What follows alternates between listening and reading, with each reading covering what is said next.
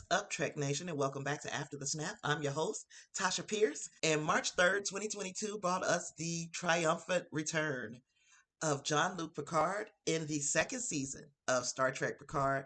And boy, that first episode was everything you ever want as a Trek fan. So if you like to discuss Star Trek Picard Season 2, Episode 1, called The Stargazer, then let's go. I cannot begin to tell you how excited I was for the start of season 2 of Star Trek Picard. We have been promised so much just from the trailers. We were promised to see Guinan. We got that in episode 1. We were promised to see Q. We got that in episode 1. We were promised a little romance, possibility of a romance for Captain or Admiral, Admiral Picard.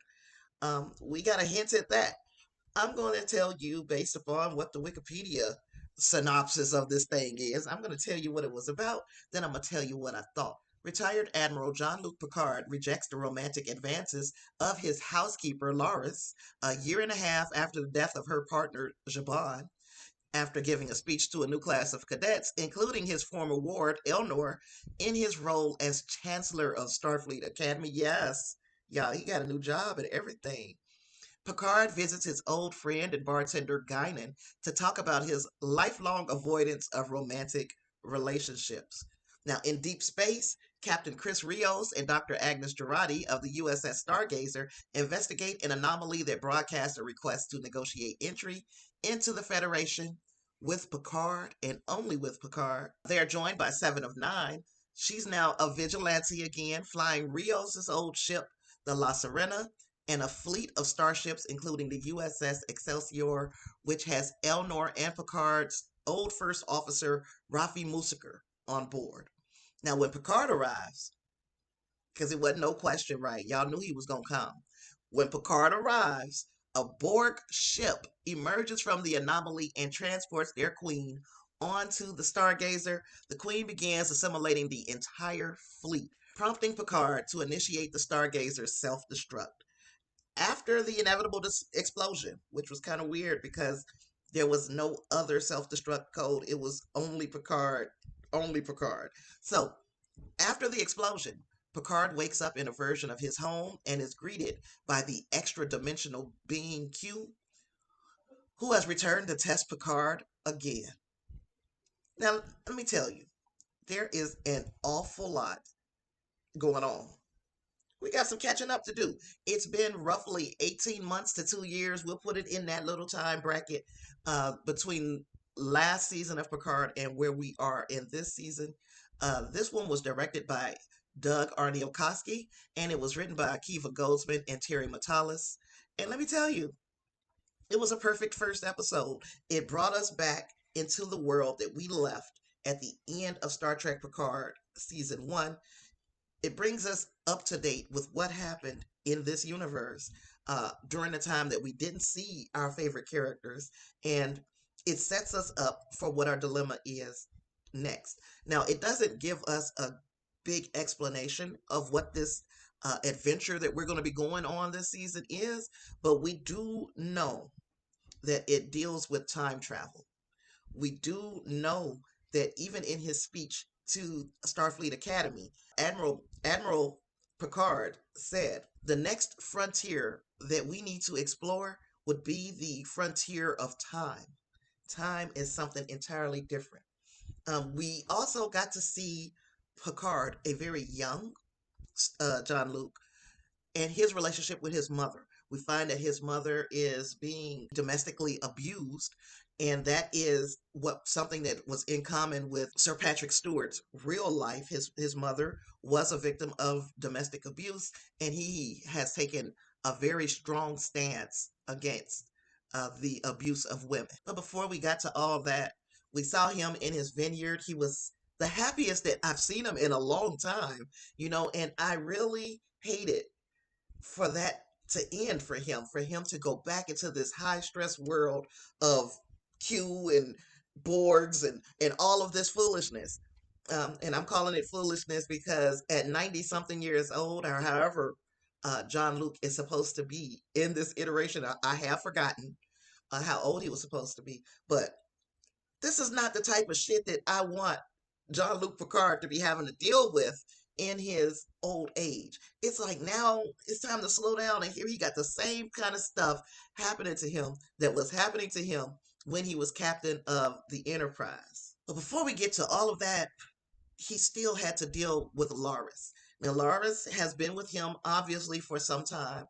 She was there with him throughout her marriage with her husband, Javon. And the thing is, they were all friends, Javon, Laris, and Jean-Luc. So for Laris to kind of push up on him, yeah, she pushed up on him. For her to kind of push up on him, it seemed to me like just because she was in the position and she was ready to move on or move ahead with the new relationship, I think it was unfair of her to expect Jean-Luc to be in the same place that she was as far as, the romantic intentions. Because while he might have romantic feelings for her, I wouldn't be able to help but think of, damn, this was my friend's wife, and now she wanna smash with me. It would be all kinds of awkward. And then it was amazing to me that after Laris tried to, make an advance on him, he started to have those memories of his mother. And I'm wondering if that is the last time he allowed himself to really give himself over to love, even though it wasn't romantic love. It was a parental, a familial love. I'm wondering if that is the last time that he was able to really and truly just give himself over without any strings attached.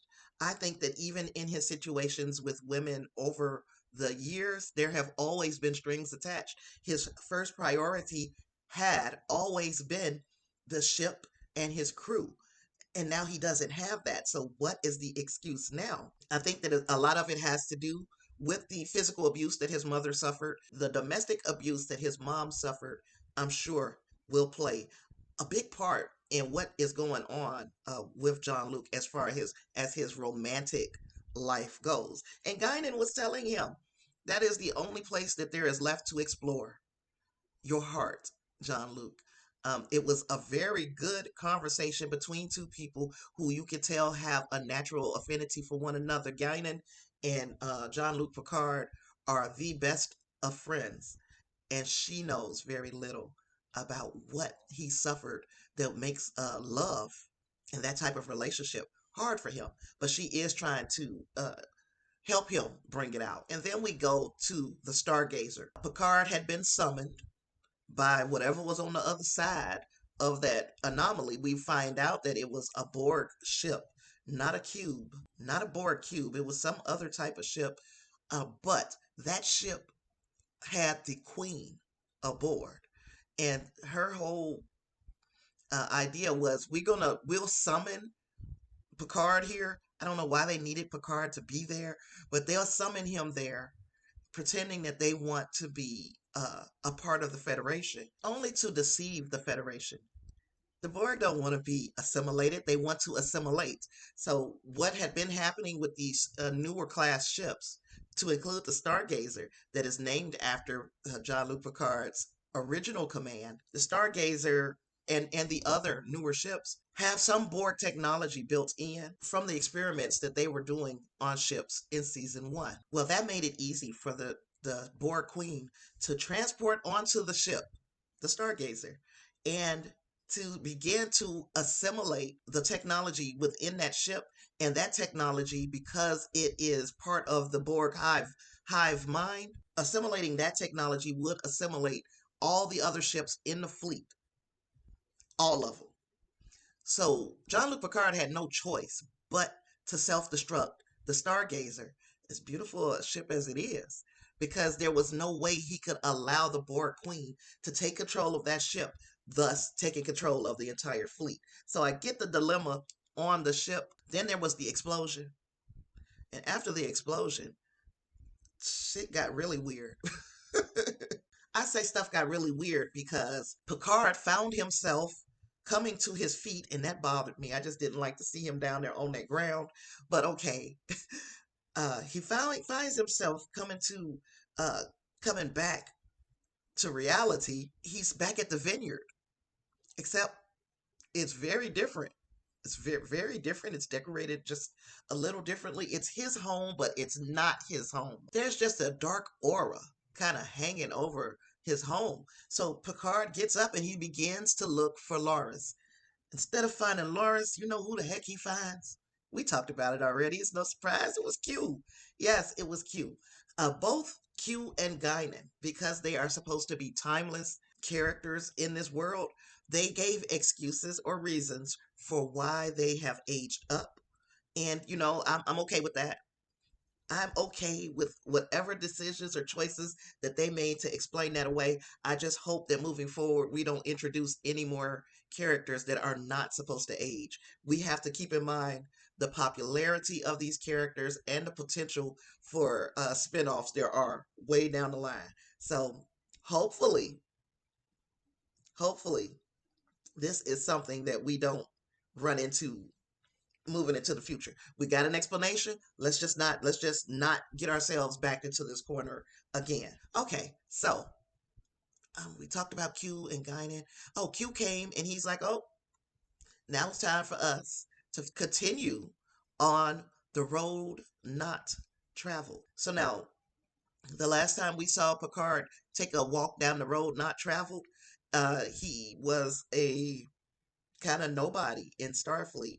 He didn't make the choices that turned him into the Jean-Luc Picard that we had come to admire for so long.